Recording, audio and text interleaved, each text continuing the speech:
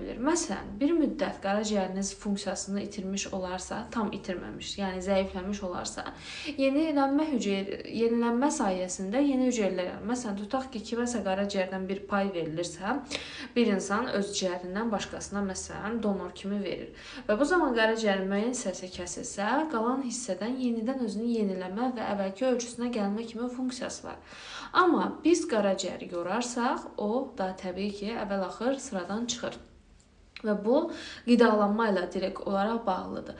Belə ki, təbii ki, yağlanmanın spirtli içkiyə bağlı olan növü də var. Amma daha çox insanların narahat etməsi gərəkən qidalanma ilə əlaqəli olan hissədir.